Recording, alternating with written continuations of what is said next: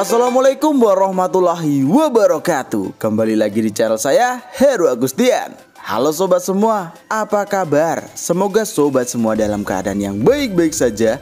Begitu juga dengan saya. Amin ya robbal alamin.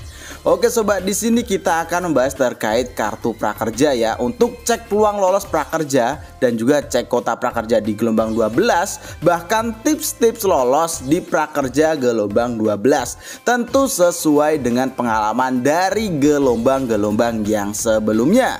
Nah, jadi di sini untuk kartu prakerja sudah dibuka pendaftaran pada gelombang 12 tahun 2021. Hal tersebut disampaikan dalam akun resmi prakerja.go.id. Nah, akan tetapi kemarin saat pembukaan selang waktu beberapa jam terjadi yang namanya server down. Hal tersebut adalah hal yang wajar, di mana tentunya teman-teman mengakses secara bersamaan dalam jumlah yang besar di situs prakerja. Akan tetapi untuk saat ini sudah mulai normal lagi dan sudah bisa kita gunakan untuk mendaftar.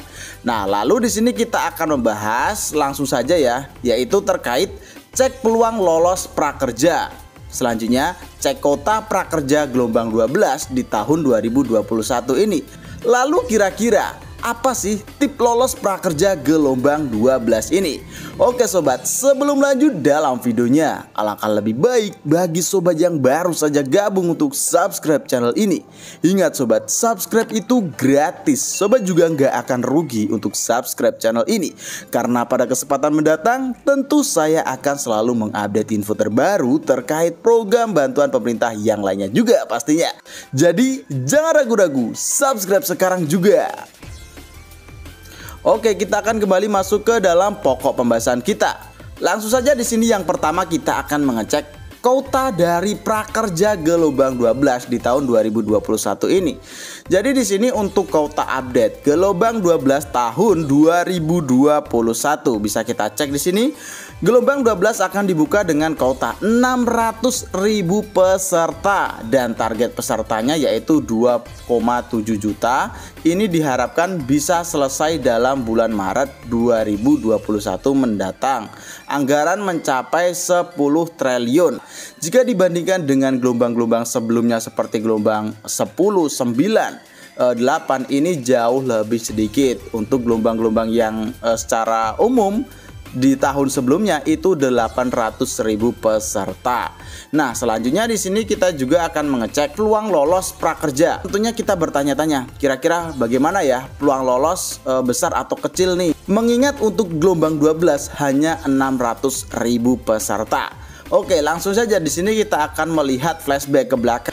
Pada gelombang 1 sampai dengan 11, pendaftar kartu prakerja mencapai 43 juta orang. Namun hanya 5,6 juta yang berhasil lolos di prakerja. Tentu bagi teman-teman yang belum lolos di gelombang 1 hingga 11, berharap dong lolos di gelombang 12 ini. Dan teman-teman juga berlomba-lomba segera mendaftar di program kartu prakerja ya. Pasti akan cepat-cepatan nih supaya bisa gabung ke dalam gelombang. Akan tetapi menurut pengalaman yang sebelumnya, saat gelombang dibuka akan terjadi yang namanya server down.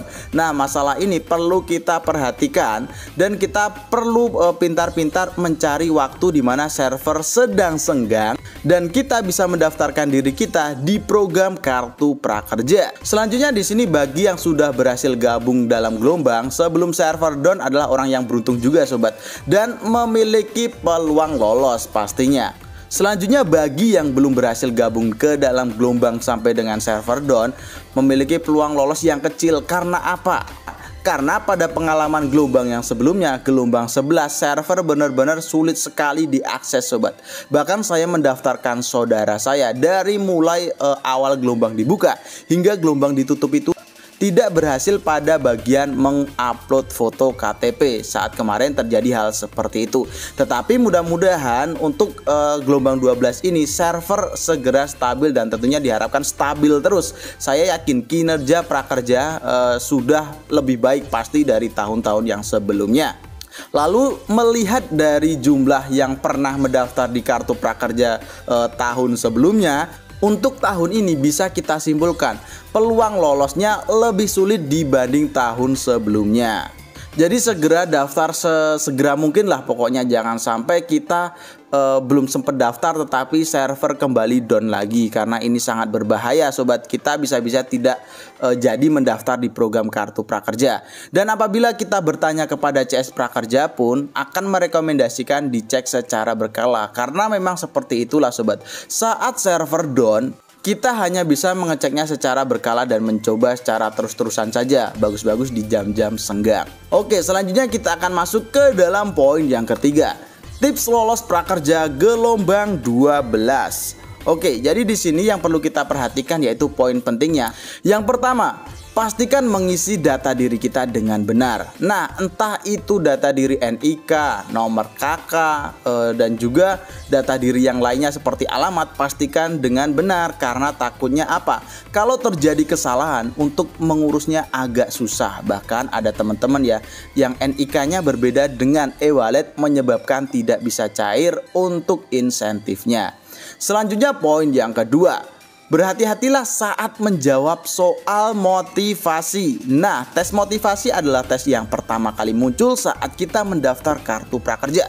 Jika ada yang bilang itu hanya formalitas saja, tidak ada pengaruhnya, itu sangat kurang tepat menurut saya pribadi. Yang namanya tes tentu menentukan penilaian suatu aspek. Jadi lebih baik dan saran saya berhati-hatilah menjawab soal dan pastikan kita mengerjakan dengan sungguh-sungguh. Selanjutnya yang ketiga, pastikan KTP yang kita upload untuk fotonya terlihat secara jelas.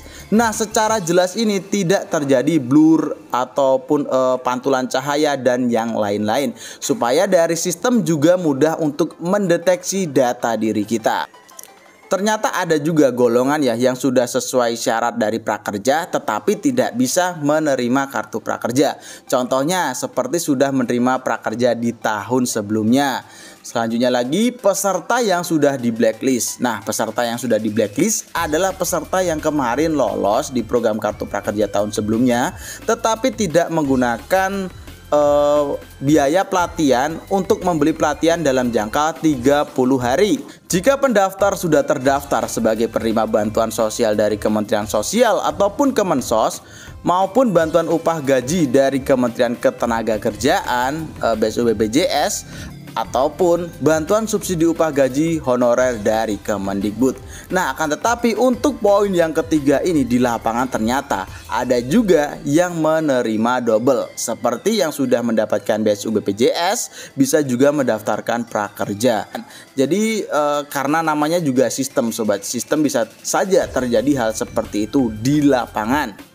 Selanjutnya pastikan teman-teman sesuai dengan syarat umum. Nah, ini adalah yang paling penting juga ya. Syarat umumnya yang paling umum ya, yaitu WNI, memiliki KTP tentunya, dan juga paling rendah 18 tahun dan tidak sedang menempuh jenjang pendidikan formal maupun kuliah.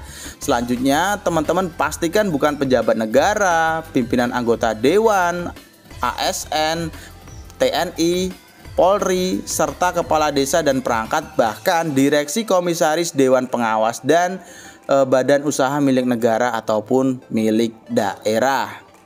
Selanjutnya ada informasi penting lagi ternyata, di mana untuk penerima kartu prakerja tahun 2021 ini dibatasi hanya 2 orang per 1 KK. Berbeda dengan tahun-tahun yang sebelumnya, apabila di dalam KK ada orang 3 ya bisa mendapatkan semua. Tetapi untuk tahun ini mungkin ada pemerataan bagi teman-teman yang belum mendapatkannya di tahun sebelumnya.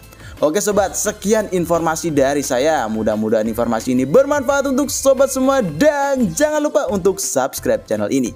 Nyalakan juga lonceng notifikasinya, like video ini, dan share pada teman-teman kalian. Jika ada pertanyaan silahkan masukkan dalam kolom komentar ataupun bisa langsung DM ke Instagram saya.